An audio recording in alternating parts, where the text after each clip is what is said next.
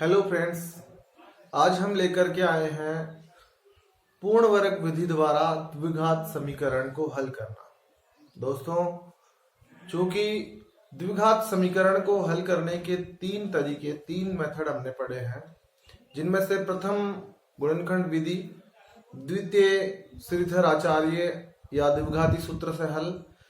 दोस्तों, इन दोनों का जो लिंक है, वीडियोस का लिंक डिस्क्रिप्शन में दिया गया है। आप अगर इनसे संबंधित कोई भी जानकारी जानना चाहते हैं तो आप लिंक पर जाके वीडियो को देख सकते हैं। आज हम आपको अध्ययन करवाएंगे पूर्ण वर्ग विधि, कंप्लीटिंग रूट मेथड। दोस्तों, ये जो विधि है काफी महत्वपूर्ण और बहुत ही सरल तरीके से हम आपको आज बताएंगे। यहाँ मान लीजिए हमने कोई प्रश्न लिया है द्विघात समीकरण का। दोस्तों, for example 3x² minus 5x plus 2 बराबर 0। दोस्तों, ये एक द्विघात समीकरण हमने ली है, इसे हम हल करने वाले हैं पूर्ण वर्ग विधि से। तो देखिए किस प्रकार से हल करेंगे। पूर्ण वर्ग विधि से जब भी आप हल करने की जब हल कर रहे हैं तो दोस्तों केवल तीन स्टेप में पूर्ण वर्ग विधि से प्रश्न हल हो जाएगा। प्रथम जो आपका स्टेप रहेगा वो ये रहेगा दोस्तों कि अचर पद का विस्थापन। क्या करने वाले हैं कि अचर पद को विस्थापन करेंगे उसका मतलब उसका स्थान परिवर्तित करेंगे। कब? जब वो पूरी एक समीकरण इस प्रकार से दी गई हो, x² plus bx plus c, ये अचर पद है, इसको बराबर में एक तरफ अचर पद को केवल एक साइड रखना है, बाकी पदों को एक तरफ रखना है। तो ये इसको विस्थापित करेंगे तो क्या करना होगा, 3x² माइनस 5x। दोस्तों, इधर प्लस के 2 हैं, जब आप इसे विस्थापित करेंगे तो इसका चिन्ह है वो परिवर्तित हो जाएगा।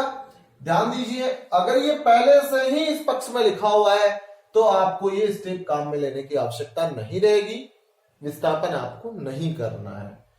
देखिए, ऐसा करने के बाद में दूसरी जो स्थिति रहेगी वो इस प्रकार से है। दोस्तों, दूसरी स्थिति x² के गुणांक का भाग देना है दोनों पक्षों में। x² के गुणांक का भाग। देखिए, x² का गुणांक, यहां x² का गुणांक जो है वो 3 है दोस्तों, और x का गुणांक 5 है।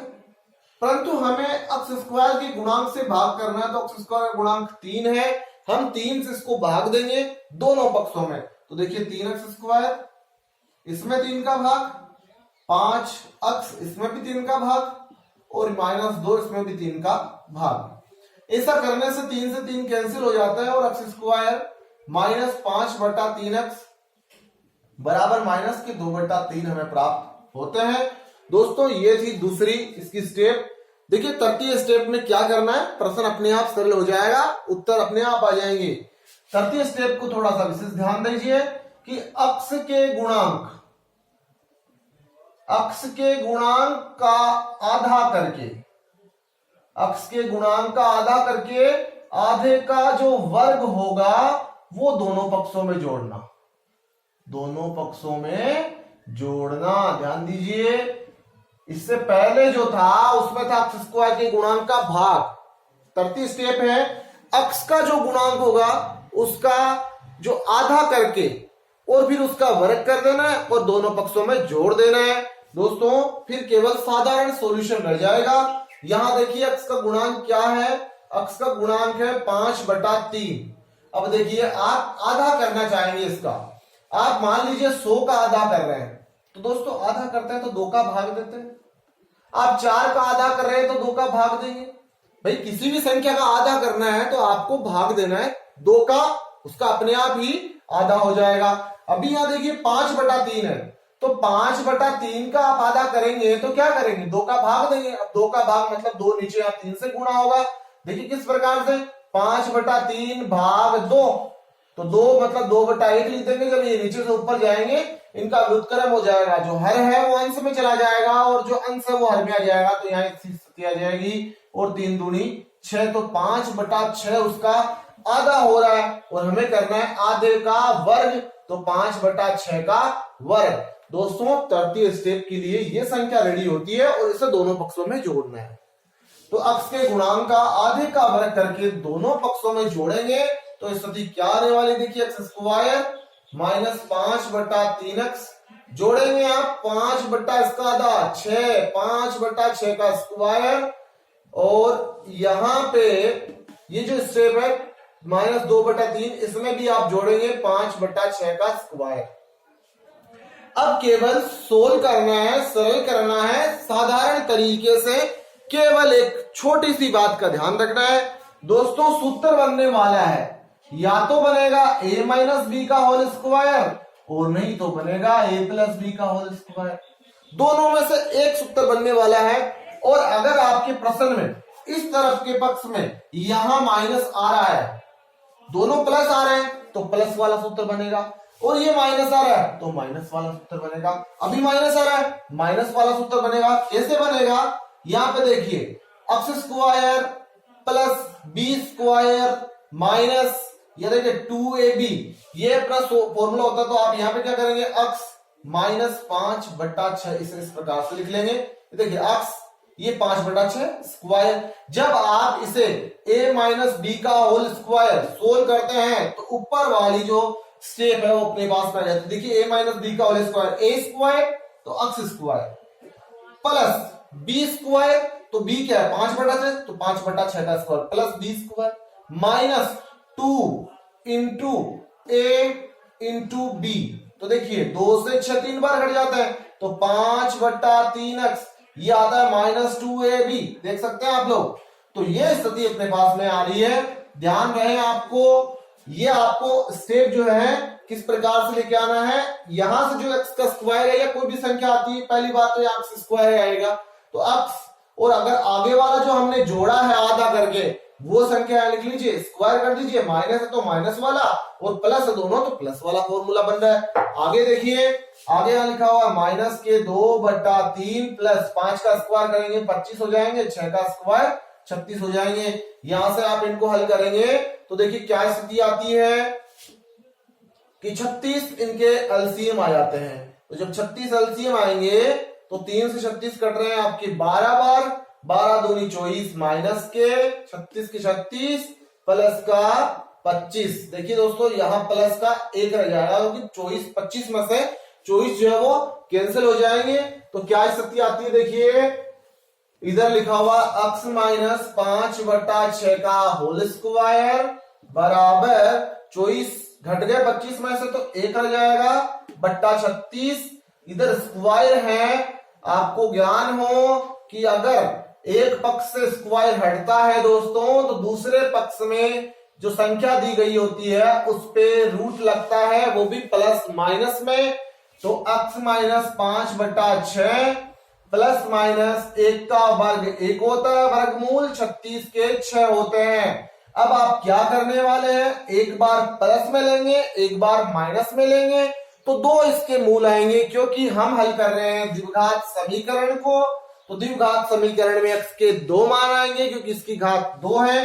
तो यहाँ आपने जब धनात्मक मान लिया तो क्या स्थिति आती है देखिए, x बराबर इसे प्लस में लेंगे तो 1/6, ये इधर माइनस का है, जब ये उधर जाएगा तो प्लस का 5/6।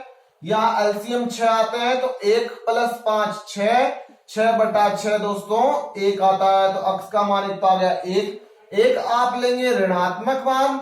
जब आप ऋणात्मक मान लेते हैं तो क्या स्थिति आती है देखिए, यहां से ये x के x, यहां से -1/6 लेना है, ये माइनस का जब उधर जाएगा प्लस का 5/6, एलसीएम आए 6 तो -1 + 5, 5 में से 1 घट गए 4/6, 4 और जो 6 है वो दोनों 2 से कट रहे हैं, 2 से 2 बार 2 से 3 बार, तो x का दूसरा जो मान आता है वो आता है 2/3। ये तो x का 1 और x बराबर 2/3, ये दी गई जो समीकरण है द्विघात समीकरण, उसके दो हल होंगे दोस्तों। ये है पूर्ण वर्ग विधि। आइए, अगर आप इसे पूर्ण रूप से नहीं सीख पाए हैं पूर्ण वर्ग विधि को, तो हम एक और प्रश्न लेते हैं जो संख्या होगी रूट वाली। बहुत आसान तरीके से आपको समझाया जाएगा, वीडियो को अंत तक आप देखें। अगर आपको किसी भी प्रकार की कोई भी परेशानी हो प्रश्नों से संबंधित तो दोस्तों आप कमेंट बॉक्स में अपना प्रश्न लिख सकते हैं, आपको उसका पूरा जवाब संपूर्ण रूप से दिया जाएगा। यहां हमने दूसरा जो प्रश्न लिया है 4x² minus 4 root 3x plus 3 बराबर 0। तो सबसे पहला स्टेप होता है जो हमने अभी यहां लिखे थे, अक्स जो अचर पद है उसका विस्थापन करना है। तो देखिए विस्थापन करेंगे 4x² माइनस 4 रूट 3 अक्स बराबर, ये प्लस के 3 है, बराबर में माइनस के हो जाएंगे। पहली स्टेप हो गई। दूसरी स्टेप थी अक्स स्क्वायर के गुणांक का भाग करना। अक्स स्क्वायर का गुणांक अभी यहाँ 4 है, आप इसे 4 से विभाजित करेंगे पूरे समीकरण को। ये लीजिए 4 का भाग, यहाँ 4 का भाग, यहाँ 4 का भाग। देखिए 4 से 4 कट जाते हैं, यहाँ भी 4 से 4 कट जाते हैं, यहाँ अक्स स्क्वायर माइनस यहाँ रूट 3 अक्स रह जाएगा और बराबर में माइनस के 3/4। ये दोस्तों 2 स्टेप कंप्लीट होती है। तीसरी स्टेप में क्वेश्चन पूरा हल हो जाता है। क्या होती तीसरी स्टेप? जब आपने पहला स्टेप दोहराया कि अचर पद का विस्थापन किया, आपने कर दिया। दूसरा स्टेप अक्स स्क्वायर के गुणांक का भाग, वो भी आपने दिया। तृतीय स्टेप ये होती है कि अक्स के गुणांक का आधे का वर्ग करके दोनों पक्षों में जोड़ना है। अभी अक्स का गुणांक आप देख पा रहे हैं रूट 3 है दोस्तों, रूट 3 का आधा रूट 3/2, भाई 2 का भाग देना है, उसका स्क्वायर करके दोनों तरफ जोड़ देना है। तो ये देखिए अक्स स्क्वायर माइनस रूट 3x, इसको जोड़ करके रूट 3/2 का होल स्क्वायर। देखिए रूट 3 का आधा किया, वर्ग कर दिया, इस तरफ जोड़ दिया और उस तरफ और जोड़ दीजिए। ये देखिए माइनस के 3/4 में जोड़ देंगे रूट 3/2 का होल स्क्वायर।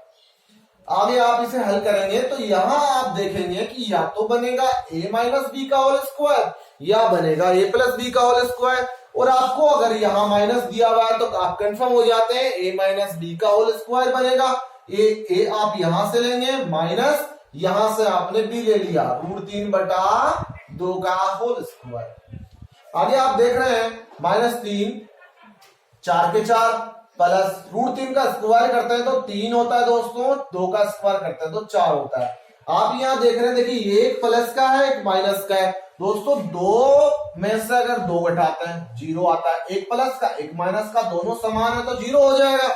यहाँ पे भी यही स्थिति होने वाली है, दोनों समान है, एक प्लस का एक माइनस का है, तो इसमें से इसको घटा देंगे 0 हो जाएगा। और यहाँ देखिए ये है स्क्वायर में, तो आप इसे 2 बार लिख सकते हैं, स्क्वायर का मतलब है उसे 2 बार लिखा जा सकता है। तो अक्स माइनस रूट 3/2 ये एक बार लिखा और ये अक्स माइनस रूट 3/2 बराबर 0। दोस्तों ये और ये दोनों को आप अगर 0 के बराबर लिखते हैं तो देखिए क्या स्थिति आती है, अक्स माइनस रूट 3/2 बराबर 0। ये माइनस के रूट 3/2 है, जब उधर भेजे जाएंगे तो प्लस के हो जाएंगे और यही स्थिति हमें यहां से प्राप्त होने वाली है। तो आपने इसे रूट 3/2 लिख दिया। दोस्तों ये वो 2 मान हैं, 2 मूल हैं इस द्विघात समीकरण के जो हमें पूर्णवर्ग विधि से प्राप्त हुए हैं। तो दोस्तों ये थी पूर्णवर्ग विधि। आज के लिए इतना ही, धन्यवाद।